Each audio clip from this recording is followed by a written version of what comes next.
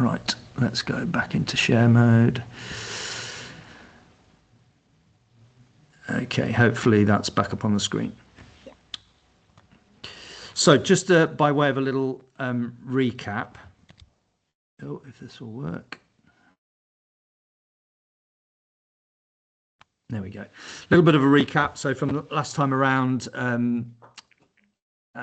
Sarah and David, you weren't in the room, but we did a little bit of work around sort of trying to establish a bit of common purpose. So sort of why did people think they were here? What did they think? What were the things that were binding us together as a group of people, and trying to get to a sense of what's the joint mission here. So we'd done a little bit to try and summarize some of that, and really that was about what was coming out of that was that that clearly the place is binding us together. So we everyone in the room had an interest in and or a passion for St Austell.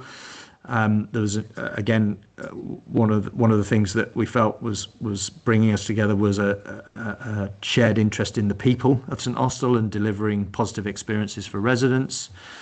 There was a little bit in there around inequalities and understanding the lived experience of communities and how a greater opportunity for activity might improve the lived experience of people in St Austell. So that bit really around how might we use opportunities to be more active as a vehicle to change some of the things that people really want to change about their experience of living and working and playing in St Austell.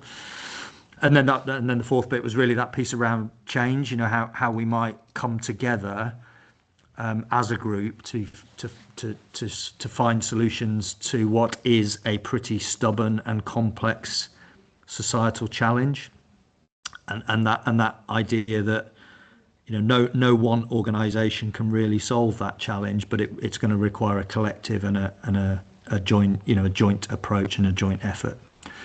So that's just a bit of a recap on some of the things that came out of the session last week. So again, this some of you will have seen this, some of you maybe not. So again, apologies, but again, I think it's useful by way of a recap just to get us into that piece around understanding the lived experience, and this will lead us to that first task and that first bit of practical work. So again, just to reiterate, we are thinking about certain groups of people at the centre of this, and broadly, if you remember, the groups that we're interested in are children and young people from families of low affluence, and adults who are again on low income, and particularly those who are older and might be experiencing long-term health conditions or disability. So that's who whose lives we're trying to understand here. And then this approach, this systems approach that starts to and David, you heard a bit of this the other week, that starts to understand that the opportunities that people have and the sort of influences on their choices and behaviour are connected to the things that surround them in their lives and in the place that they live or work or play. And those kind of things are things like the social environment, so relationships they might have, friends, family, neighbours, social networks that they might be involved in. So that's that can be quite a strong influence on their choices and behaviours and beliefs about in our case being active. There's then a bit around understanding that people's interactions with organisations and institutions, sometimes on a daily basis, may also influence those choices, behaviours, opportunities. So things like interactions with education and schools, with healthcare providers, with businesses, faith organisations, charities, clubs, a whole range of institutions and organisations may impact on those opportunities, beliefs, behaviours. There's then the bit which I think is probably most easily understood by most people is how the physical environment again might impact on that. So how does the built environment, homes, transport, green and blue spaces, how do those kind of things impact and create a set of conditions around which people either makes their choice to be active easy or not. And then some slightly less tangible things around local, national, and indeed international policy around activity, and the bit that I think is probably quite interesting is around how local cultural norms and mindsets, so how the language, myths, stories, assumptions, the imagery, how that kind of stuff also again influences the way people think and the choices they make and the behaviors that they choose to engage with or not. So that's just reinforcing the approach that we're looking for here, and how physical activity behavior is not a simple, straightforward thing. It is potentially influenced by a whole range of stuff. And if we're really going to understand why certain parts of our community are not as active as they might be, we need to start unpicking the things that might be influencing that.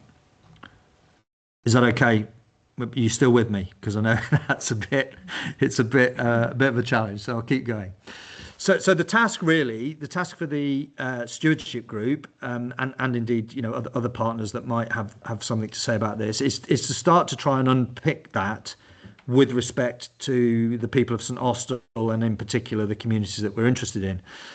So we might want to start thinking about this from the perspective of both adults and children, young people, and families, and potentially as two separate. If we call that the onion diagram, we might end up with two separate onion diagrams, one focusing in on children, young people, and families, and one focusing in on older adults, and starting to unpick that from those perspectives. And what we're really trying to get into is to understand what are the factors that are impacting on people's experiences. And then that should lead us to start to identify who are the actors that are either influencing that issue or might be enablers in helping us to unpick or to change some of the conditions around that. So there's this idea that once James is joining. Hi James. We're just in full flow. Just working through some of the practical tasks that are ahead of us as a stewardship group. So starting to get into some of the things that we might be doing the next time we meet. So what we're really interested in, and of course we've probably all have a bit to say around this already. So this isn't a blank page, but what we're really interested in is what intelligence are partners and stewardship group members, what intelligence are they currently holding about those communities and about those the audiences we've just described, that we might bring to the table and share with each other, and start to build a bit of a picture around what we might be understanding at each of these levels. So there's a piece of work ahead of us which says we're all probably sitting on some insight and some intelligence about these parts of our community that might be quite useful to start bringing together and sharing with each other, and kind of layering up around this. And so there's a task ahead of us to sort of get into that, and by doing that, we'll start to build a much richer picture and richer understanding of what some of the challenges are, and also by definition where we have gaps in our understanding and knowledge as well. So there's a bit of a task ahead, and of course we've done a little, and some of you will be familiar with this. We did a little bit of work at trying to develop a couple of personas around those audiences. So built on what we currently know and understand, and that's quite limited at the moment. So this was largely sort of work that Active Cornwall did, and we did a little bit of this, I think, in the original briefings when we came together pre-bid. To start to think about what we already know and understand, and start to think about mapping some of that. But of course, it was quite so that this exists as a sort of persona, but it was quite kind of light touch and put together quite quickly. So there's a bit of work to kind of revisit that, together with, as I said, what intelligence we might be currently holding or sitting on as a group of partners. So I'll give you a really good example. So Claire from the Celt Mat when we met the other week, was telling me how much data and info they got on all the pupils at the school, and that they got some really good insight, and they got loads of stuff they could share with us. And I was sort of asking her the question whether she'd ever shared it with you, Kath, whether you'd ever seen any of that, given that, broadly speaking, you both, I'm assuming, have an interest in the children and young people of St Austell, and likewise, Kath, as an example, you might be sitting on intelligence and insight and knowledge and understanding about the audiences that you connect with and the young people that you connect with, and you may, I don't know, but you may or may not have shared that with Claire, or brought that intelligence together to start to develop a picture of what really might be going on in the lives of children and young people and their families, and start to think about that from an activity perspective. So there's a bit of a task for us, I think, the next time we come together, and we'll be sending out a little bit of homework to do in the next couple of weeks. So the next time we meet face to face, we'll construct an opportunity to start to get some of that out on the table. So we'll send out a little bit of a template, may well be based on this slide, that will start to ask you to think a little bit about the current intel that you might be holding as partners, and what you might bring to the table from this kind of system perspective. I'm going to pause there for just a moment and see if anybody wants to make any comments, or if there are any questions. So this is really just, the task will be, what insight and intel are you already holding, and can we start to think about it in the context of these layers of the system, and can we then share that with other people that might also be holding intel on the same or similar groups of people? Does that make sense? So this is about getting our collective stuff together. Sarah, you got your hand up. Thanks. Thanks, Craig. Yeah, it does make sense. And I think we are probably all quite kind of data rich in lots of different ways. So I think we can all contribute to the exercise. But in terms of that softer, more qualitative data, is there a way that we can capture that as well? So, for example, you listen to some of the elected members, although it wasn't this exercise, but they're talking to residents every day. So is there a way of capturing that sort of stuff that they know people are worried about, because they're having conversations that relate to this? Yeah, I think we could work through a similar exercise with elected members and kind of go, look, here's the template. What do you know? What are you hearing? What do you understand? Through your interactions. We've also got a little bit. I'm sorry, I should have said what we'll be quite. You're right, absolutely right. So we will be quite data rich. What we're also really interested in is the qualitative stuff as well. So not just the stats and the numbers and the charts, of which there is an enormous amount, but also what are we hearing almost from the voices of the community. And as you know, we did a little bit of work on that a while ago, and we've got an opportunity to go back and do some more of that. So I think there's a hope that this exercise will start to unearth some of that is already known, but also identify where we have gaps in our knowledge and understanding. We can go back to those communities and start to explore some of that with them. Yeah, brilliant. So yeah, I think we will be specifically encouraging people, if they are holding that softer stuff, to bring that forward as well, in whatever form, in whatever form they're holding it in.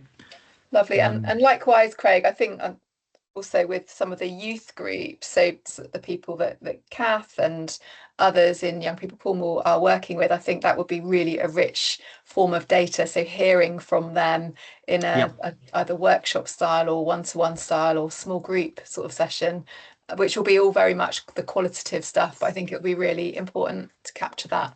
Yeah, we've got what we might well do when we come together in a couple of weeks is bring in both Lucy and Lindsay actually are leading, just starting to shape a piece of work which is exactly around that, is getting into some of those community groups and starting to really listen and understand and get under the skin of what it's like to live and breathe and work and play in St Austell, and what some of the that some of the things are that people would like to change about their experience of the place. So that'll be, hopefully that'll supplement some of this stuff that already exists. Is that all right? Yeah, thank you. So that's first part really. So there'll be a little bit of homework going out after this with a request for people to sort of start to think about it, and then bring some of that to the next time we're together face to face, and we'll get that out on the table and start sharing that, start having a look at what that that whole piece might look like when we bring it together. I'll keep going. So second part of this then is really about so this is a sort of second task, a practical task for the stewardship to get into, and this is that there's a piece of work that Sport England have been developing together with Sheffield Hallam University, which is based on the work of some of the place work up to now, and it's really it's a little tool which starts to get us into thinking about our readiness for change as a collective, as a system. And there are nine conditions that they've identified through the pilot work in places already that are coming through pretty strongly as themes or things that need to be advanced, put in place, developed in order to allow system change to happen. So, and I'll go through them briefly. So one of the tasks, or the task in front of us, is a bit of a kind of baselining of that. So where do we think we are as a collective that is starting to come around this work? Where do we think we are in terms of those 9 conditions at this moment in time, as a new collective that are starting to work together? And the 9 conditions, some of you might have seen, I did mention these in some of the briefings that I'd done a while back, but it's worth going through them again. So the nine conditions, I'll just go through them really briefly. So we've just talked about one of them actually, which is a process for identifying barriers and enablers. So this is so number 1's really about how are we bringing together intelligence? How are we understanding from communities what some of the challenges and issues might be, and the changes that they would want to see. So we're going to need to. So this little task would ask us where do we think we're at as a collective right now on that, and that that's clearly a subjective feeling across a group of people. And you'll see along the bottom the sort of scale for that is do we are we pretty limited in that approach at the moment?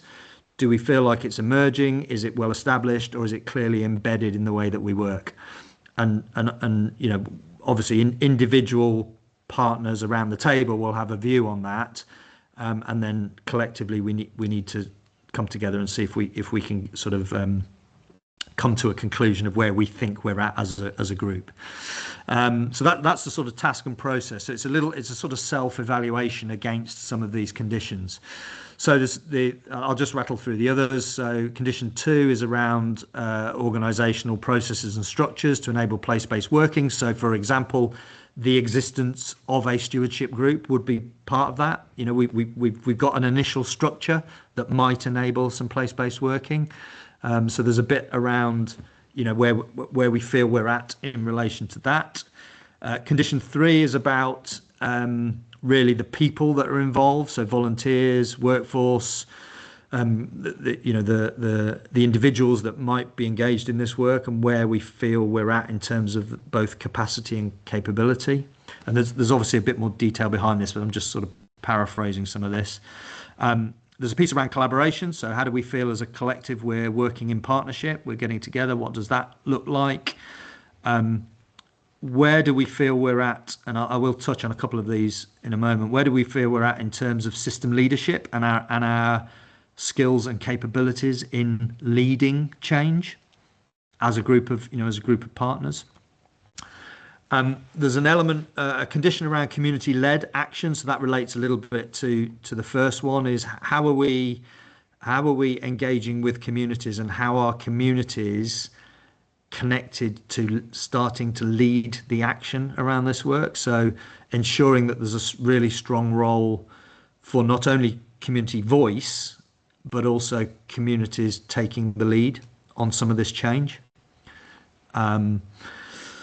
Condition 7 is around cultures and practices for physical activity. So that gets to this idea of what are the current beliefs and behaviours in and around St Austell, in across everybody that's involved in this. But what are their current feelings around how that currently stands, and our understanding of how local culture, beliefs, attitudes influence physical activity behaviour. And there is a little bit tied into this, which, sorry, I should have mentioned earlier, and I will come to it in a moment, which is around us creating a sort of collective identity around this work. So I'm really, I should have said right at the start, I'm really conscious that a lot of the stuff that we're pulling together at the moment has kind of got Active Cornwall branding all over it, and that's a little bit lazy on our behalf. And you'll have seen these slides have actually got, you know, Active Cornwall all over it. It's a little bit lazy on our behalf because this work, of course, isn't Active Cornwall's work. It's the shared effort of all the people that are around that table. So there is a bit of work and an early task for us to start thinking about what that collective identity might look like, what it might feel like, what is the story around this work, and how are we presenting that outwardly. So there's an opportunity, and one of our test and learns really is around developing a vehicle, probably more a communications vehicle, but a vehicle for this work that is shared collectively, both by us as partners around the table, but also by the communities that we're connecting with on this stuff. So there's an interesting bit of work for us to start to think about the look and the feel and the story and how we present that outwardly and how we might develop that. So that's what that condition 7 is about, really, is how are we, how are we developing a culture around this work. And then the last couple of conditions, and again, some of you, this is, I think 8 is quite a tangible, obvious one, which is around how does the built and natural environment in and around St Austell, how does that enable physical activity, and where do we feel we're at on that? And then the final piece is a process piece, and that's around how we are working as a collective to both learn from and deliver action for change. So when we're trying stuff, when we're taking action on this, how are we then learning from that and cycling it back round into future action and future change? So those are in broad terms of the 9 conditions that should help us to start to think about our readiness to change things, and are some of the things that we might need to work on over the coming months to develop, months and years actually, to develop and ensure that we're maturing some of those. Is that all right? Is that okay up to this point? So there's a little bit of a task for us to do as a group to start to go, well, what's our baseline on some of this? Where do we feel we're at currently across those 9 things? I'll rattle through. There's some of the. I'll send the slide deck out afterwards. There's a bit of detail under each one of those. So, for example, this first one, that sort of process for identifying barriers and enablers. So this is really the intelligence stuff. There's a bit of detail around helping us to think about when we're deciding on where our current baseline be, and therefore what we might need to do to move some of that forward. Any questions on that? Just before there's not much more to go. There's just a couple of bits towards the end of this. Is that starting to make sense? So 2 tasks really coming out of this little session. One is the gathering of insight and intel, and starting to layer that up. And then the second one is a bit of a baseline around our readiness for change and where we think we're at currently. And just to clarify, we'll circulate this with everyone that's not on the call, and so that everyone's on the same page for the next meeting, so we can share back.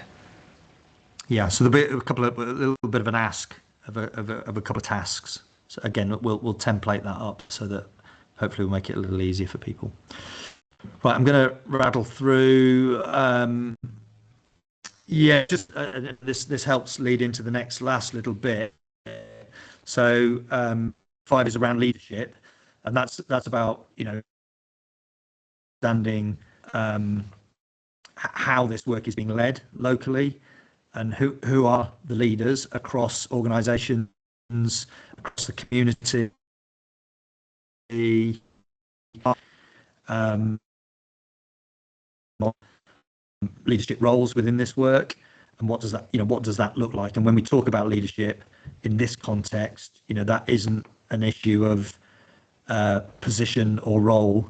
That's more about a collective stake in the work, and I guess this kind of sense that the leadership of this can come from anywhere. Anybody can step into that leadership space, but the bit to be thinking about is how are we supporting people to do that. I'm particularly interested in that final point around people from communities. How are we creating a space and the support for people from communities to step in and help lead some of this? And I'm, I think I mentioned it the last time we were together.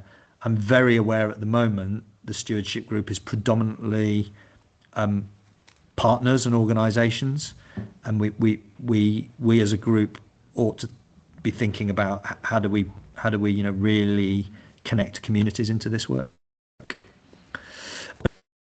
And that leads me last little bit really, which is just to flag, and I think most of you have had some info around this already. Lindsay, when she followed up, I think from the last meeting, sent out a few dates around a systems leadership opportunity. So part of this work, we've got an opportunity for the system stewardship group and other partners, wider partners who you might think might benefit from this, an opportunity to engage in a bit of a leadership program. We're lucky on this call in the sense that we've got Sarah that's already been through a program that we ran probably about a month ago now, Sarah, I think, was it, where we invited some Cornwall-wide partners. So it was we called it our sort of early adopter program. Some Cornwall-wide partners that had been close to this place-based work up to now. To spend we lead change in systems-based working like this. And again, I think you've had the dates, but there's an opportunity for the stewardship group and partners to engage in a 2-day program. And maybe Sarah might give a little brief reflection on the 2 days she spent with colleagues. But it was this time around, Sarah, just so, in case you hadn't clocked, we are splitting the days just because it was quite an ask to try and get for 2 days back to back, and actually we felt there might be an opportunity to have a day, maybe go away, think, reflect, maybe even apply some of the stuff, and then come back again into the summer and re-engage with this. And I think you've received the flyer from the previous program, and these are the kind of things that the program gets into and explores with a sort of mixed bag of approaches to doing that. Did you want to say something, Sarah, just quickly about your experience and your reflections on that? Yeah, of course. Craig, I don't know if it's just for me, but you seem to be cracking up. I don't know if it's my connection. I am cracking up. Yeah, I am. Connection. Definitely. No, there was some interference or something there. Did you notice that as well, David? Yeah. So you went a bit robotic, Craig, just then. But it's the AI. It's the AI generator. I'm not really here. Craig's not here, no. Hopefully you can hear me okay. I attended the leadership program, and to be fair, I didn't know what to expect, but I did find it really valuable, and it was great to meet and hear from some people strategically across the Sport England program, and to see kind of what's happening elsewhere, but also then to have a real kind of focus on our places and spaces. And no, it wasn't you, Helen, it was Craig.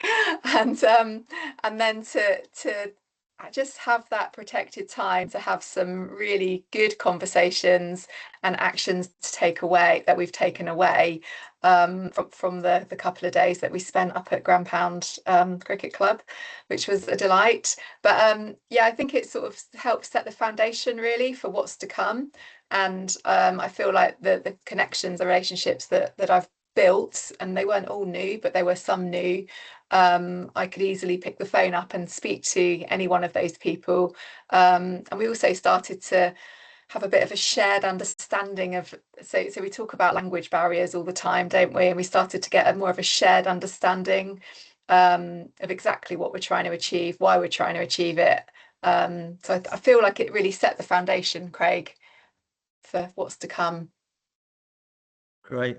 Thanks for that, Sarah. And just so you know, colleagues on the call, Julie Pollard, who is also part of this stewardship group, Julie also attended that session as well. So we've got a couple of members, including Lindsay and some of our team, that have been through some of that, so that that they can hopefully help the rest of the stewardship group sort of on board on some of that stuff. And part of the idea there was they would help grease some of the wheels when it came to delivering a St Austell focused one. So this one will be absolutely focused on partners that are St Austell based and are into the work locally. So it should, in theory, be even more relevant to the work that we're doing.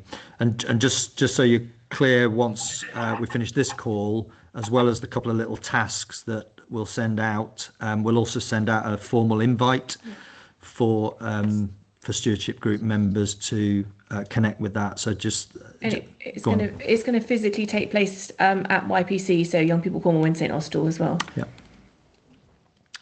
So Kath's loving that straight away. So that's just one to flag with you, really. And that's it for today. So I don't know whether anybody's got any questions around what you've seen today. Hopefully, and again, appreciate a bit of feedback on this. Hopefully that starts to get a bit more practical and tangible about work we might do as part of this, which I did feel from the opening session people were searching for and looking for a little bit.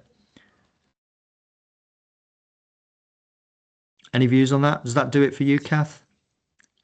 Yeah, I think it's definitely helped. It's a process, isn't it? So it's, like you say, it's building, isn't it? And if you're going to be partnership, you need to almost sort of get to know each other and what everyone does and how we do it and what we can bring before we're going straight into the doing. Yeah, I think that's right. And hopefully, I think there are some members around the table that are starting to understand that this whole period is about laying the foundations. It's about getting it right before we launch into some real work, some real action. But actually, all of this foundational stuff is about creating the right platform for success, which is actually quite nice, because sometimes we're so busy, aren't we? And we don't really think, we're just doing consistently. Yeah. So it's quite nice to have some time to do that. Yeah, and that's really pleasing to hear you say that, because I think there are also other people around the table that are maybe a bit more action orientated and want to leap into getting things done. And it's quite, I'm finding it, and I think Lindsay as well, finding it quite tricky to manage that energy when you've got people who are very action orientated, but and maybe feeling like this is a bit unnecessary. But I think all that we, and we're new to this as well, all that we can really do is learn from the experiences of other places that have been through this, and their experience is take the time to get the foundations right. A couple of other hands up. Helen, welcome. Nice to see you. You're on mute. Oh, I think you might be on mute, Helen. Shall I stop sharing the screen, and maybe that'll make life a bit easier? Can you hear me now? Yeah, gotcha.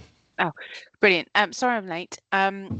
Craig, do you mind just sending me the slideshow just so I can go back through it in my own time? Is that all right? Yeah, we're recording this as well, Helen. So brilliant. You can pick up the whole piece with a bit of luck. Lovely. Just something that might be of use. I'm just going to pop in the chat the St Austell Town profile. Obviously, it very much revolves around the profile relating to crime, ASB, that type of stuff. But there is some other useful data and bits in that. And obviously, there's a town profile for each of the safer towns. But I've just popped that. It might be useful for you, Lizzie, to have a look over, just to give you a flavour as to what we're seeing from that side of things. That's all I wanted to add. But thank you, and again, apologies for being late. That's let a really me know good what the example. homework is. Thanks, Helen. That's a really good example of exactly what we're hoping people will bring to this is the insight that they are holding, and then share that with others, and then start to layer that up so that we're hopefully then building a picture across the communities that we're looking to engage with, that will start to inform some of this work. Yeah, so that's kind of what informs my work essentially, or part of it, a very good part of it, as well as, the Have Your Say survey, which is currently live, and obviously other data and anecdotal stuff. But yeah, that's just hopefully a useful link for you. Great, thank you. Just before you carry on, I'm going to have to disappear early because I've got another meeting, but I look forward to seeing you all in person on the 16th. So Lindsay's off to we're doing a bit of a briefing on our Beat the Streets, or the conclusions coming out of our Beat the Street project. We're just doing a little bit with partners down in the town today. So again, that's another bit of insight that will feed into this work, and that hopefully will start to help us to understand a little bit about, places and spaces and how people move around. So again, that's another layer. I think the big challenge to this will be how do we make sense of all of this stuff that we've got, because I suspect there's quite a bit, but that's a good challenge. Sarah, you got your hand up. Yeah, thanks, Craig. Just a few reflections. I agree with what Kath was saying around it is important to set the foundations for change, and thinking about all of our behaviours, I suppose, and that sort of thing. But I also just want to say, it does feel everyone is very busy, and it does feel a tad bit uncomfortable sitting in this sort of concept phase for quite some time. I completely understand the importance, but I just want to get that out there, because it is the right thing to do. And I think we're so used to, we have to get on and deliver and deliver and deliver and demonstrate what we're delivering. So it does feel a bit uncomfortable. And just a question, you talked about some of those points around assessing our sort of readiness for change. Is it, how will we do that? Is that like through a self-assessment, or 360-degree reflections on each other? So what will it be? At the moment, we're just thinking about how because there's actually quite. I mean, I haven't shared it with you because I don't want to scare the hell out of you. But there's quite a detailed kind of tool behind this. But we're just thinking through at the moment, and can we do a sort of light touch initial sweep on this as a group? So I think the process would be, as individual partners around the table, we'd take a look at this and score where we think we're at, and then again layer that up as a collective, and kind of go, right, as a group of, as a systems stewardship group, can we come to a conclusion around where we think we're at right now on some of this stuff? And then that kind of gets logged. Then that's our baseline. That's our starting point. And then in the autumn we'll come back around that again and kind of go, right, we're 4 months on now. Where do we think we're at? Have things shifted? So it'll be a tool. It'll be a tool for helping us to understand how we might be progressing with our readiness to kind of affect change. Yeah. And it is a formal part of the process, and it is also a requirement for the full award that we've done a bit of that. So we're not required this first time round to go into the real detail of it. And my thinking is that as we move through cycles of doing that, we might get a bit more into the detail as we go. But this first time around, I think it's just about, we're at an early stage in working together. Where do we think we're at? We might even go backwards. We might even, we might have even misjudged it this first time, and we might find that as we start to understand the work a bit more, we start to understand we're less and less ready for some of this stuff. So that in itself. So it's not an evaluation tool, and it's not something that Sport England are going to bash us with because we're not progressing. It is genuinely designed as a almost a conversation piece for stewardship groups to start thinking about how are we working together and how ready are we to drive some of this forward. And I think that the thinking is that if the experience from the pilots and the other places that are doing this work, if those experiences are valid, and these are the conditions that drive change, then those are the things that we should be thinking about, ensuring that we're moving forward. And then that will, that's part of then laying the foundation that when we start to get really serious about this work and getting some serious investment into some of that change, we know that it's landing in a good space where we've got good understanding of our communities, we've got good leadership around it, we've got systems and structures set up ready to deliver on it, we've got partners that are collaborating, all of that stuff that will hopefully create conditions for this to be successful work and for it to land well. So that's the thinking, and you're absolutely right, both you and Kath. That's quite an unusual place to be in as a group of partners that are involved in an investment, having the time and space to be able to progress some of that. But I think it feels like a good place to be, and I'd be really interesting, Sarah, if you think it's helpful, that discomfort, to open that up to other members of the stewardship group and just to find out how other people are feeling about this, because you're absolutely right. We're so used to moving at pace and so used to almost sort of responding to a set of KPIs or whatever it is we're supposed to do to progress things like this, but this is purposefully designed to be different. And that will make people feel uncomfortable because they're just not used to working that way. Yeah. David? No, I just echo what Sarah's just said. It does make you feel uncomfortable, particularly, if you've not got enough hours in a day and you're working your socks off, and even 2-day leadership courses, I'm afraid, are very, very, very difficult to fit in, because it just taking 2 days out of your time is when you're up to your eyeballs and got agendas and meetings and minutes and nonsense going on, with other groups and councillors and everything else. It is difficult. I just think there's a need to keep emphasising where we're trying to get to when you were talking about the foundation, building foundations, so that we've got our eye on the end target, as well as trying to satisfy the process.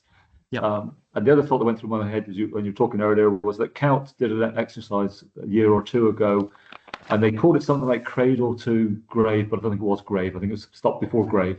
It's about young children and bringing them through, and they did a lot of measurement, and they had a lot of measurement about literacy and about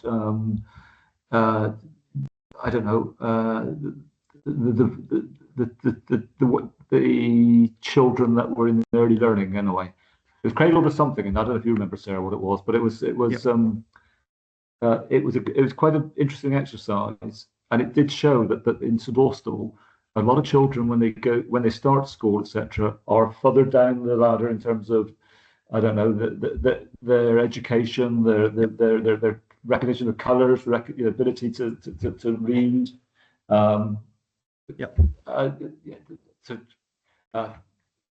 All of those issues where we were lower down the league ladder than the average across Cornwall and across the country, I think. So, and that's brilliant, David. Those are exactly the sort of things I think we should be getting out on the table. Where is so first and foremost, what we're really interested in is St Austell specific intel, because we've got a bit of that, but we don't have a lot of it. So what currently exists. So brilliant example of something that currently exists, some intel, some knowledge, some understanding, and then getting into what we think that might be telling us, and where is St Austell an outlier in comparison to other places, is really important to understand that, because sets of data is one thing, but you need the benchmarks to understand, is that good, is that bad, are we different? And if we are different, what is it about St Austell that's causing that difference? And that's the bit we really need to get under. So we might, you might, I think you were probably describing school readiness. What if we are an outlier, if St Austell is an outlier on all measures of school readiness, why is that? What is it that's driving that? what is it about St Austell as a place, or as, what is it about the communities of St Austell? Are there other, there are other places that share that same outlier? But those are the sorts of questions we need to start to get into, and that for me is the bit where it comes, Sarah's point, it comes back to the qualitative understanding and listening to communities and understanding the lived experience that starts to get under the data. It starts to unpick what the numbers are telling us. Yeah. Well, Pelt did a lot of work on that 2 years ago, so it would be sensible to make that connection. And well, if you can point us to that or bring that to the table, that that's all part of the rich picture.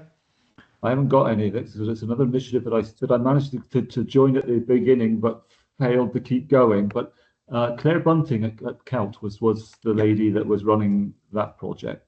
Okay, great. Well, Claire's part of this group, so okay.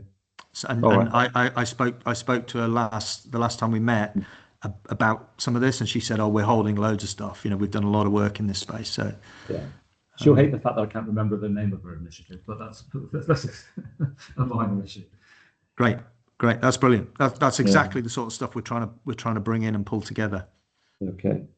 The other thing that went through my mind was food banks. If you're trying to reach hard to reach people, there are a couple of food banks at least in the town and around the town that might be a place to start talking to a few people. Yeah, no, I think it's a great suggestion, and we've of course got Sandra Hayward on the stewardship group, and Sandra's, we've already sort of approached her about the opportunity to use her organisation as a place for listening to the community. So hopefully we can develop something there that might help us fill some of the gaps and start to get under the skin. Cradle to career, not cradle to grave. Thank you. I think so. You're right. No, I think it was something like that. Thank you. Yeah. Same difference, David. Yeah. All right. Thank you. Great. Thanks. And anything else anybody wants to add at this point? So I'm just hoping that was just a bit of a whistle stop of some of the things that are ahead of us. And again, our role in this is to sort of try and almost coordinate this work without leading it, if that makes sense. So again, be really interested and very open to honest reflections about how people are feeling about this sort of work and about our role in it. And if there are some thoughts or views about how we might do this differently, we're really open to hearing that. Again, we've never done this before, so we're sort of feeling our way through it and hoping to help you feel your way through it as well. And we might make a few missteps along the way, but hopefully together we can sort of shape and scope this. So again, if people feel it's moving too fast or it's too detailed, or really happy to hear that, because we're just sort of semi guessing at how we might roll this stuff through. Craig, is there an executive summary of what Sport England are expecting from this, the steps of this process and what they're expecting in relation to this process? Yeah, the kind of is that there's and we haven't quite got there yet, but I mean, a couple of the things we've talked about today. So bringing that insight and intel together is one of the things they're looking for. A commitment to developing the leadership is another thing they're looking for. So some evidence that's happening. Our a sense of how ready we are and the maturity of the system is another thing. So there's three things we've talked about today, which are on their list of criteria for the next round of funding for the full award.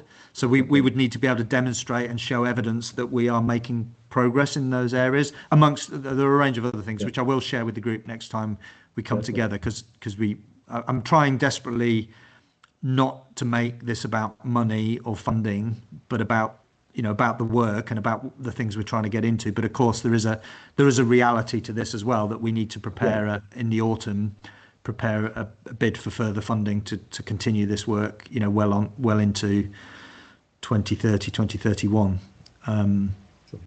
And that process is starting to emerge now as well. So we're getting a better feel for is likely to look like. And that will be something we'll do collectively as a group. Obviously, Active Cornwall can do the donkey work around some of this stuff, but that will be a submission that is from St Austell and from the partners. So part of our work over the next few months is to agree what that is starting to look like and how that's shaping up. Yeah. Okay. At some point, it'd be very help? helpful to have a sort of, I don't know, 2 sides of A4 that summarise the process and the exercise, just so that we can brief councillors and people that might need to be on side in due course. It's always better to feed them little bits of information and and make them feel part of it as early as possible, I think. Yeah, just while I've got you on, actually, it's a question I've got, and I'm sure you'll have a view on it. I did a little briefing yesterday evening with Sarah with some of the elected members who are much closer to the geography of this work, and we were talking about how we keep them informed and what the process might be for ensuring that they're following this, if not. And there was quite a lot of interest in wanting to contribute to some of this, as you would imagine. I did have a thought, both Sarah, David, and anybody else really, about would or could or should elected members be candidates for that leadership programme, that systems leadership programme? Is that an invite we should extend? But I don't need an answer to that now, but I suspect your definition of elected members so far are Cornwall councillors. Is that right, Sarah? Craig met Cornwall councillors yesterday. Yeah. Obviously, town councillors are elected members in their own right as well. Craig. Yeah. As are those in the parishes around us as well, of course. And if we're looking at the wider St Austell area, which I guess we are, we're probably talking about half a dozen parishes, aren't we? So there are a lot more elected members in those parishes and the town council as well, some of which could be good candidates for your leadership thing, and some you wouldn't want to have anywhere near you, I suppose. But that's I think it's fine. I suppose there's an opportunity there for those that are interested to get a little bit closer to the work and to maybe understand a little bit more about what we're trying to do. If they're not particularly interested, that's also fine. There's no. But I mean, it's one to ponder on. I mean, we will. Yeah. The invites for the leadership program, formal invites, will be going out to this group by the end of this week.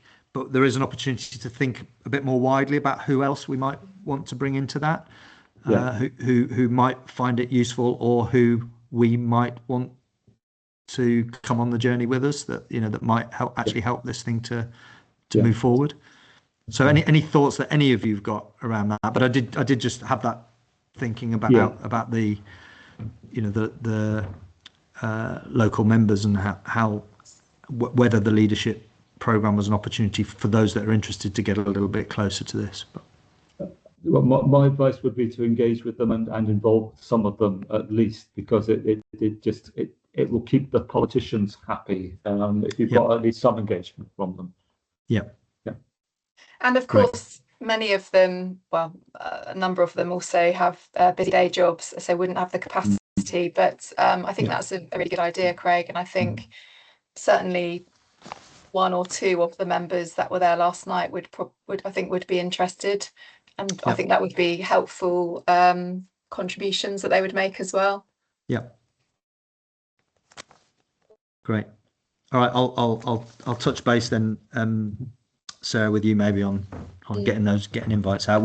Myself and Lindsay are just putting together that potential extended list of people we might invite to this. So again, not limited to elected members, but any other partners that you might think about that are not a member of the stewardship group, but might benefit from that experience.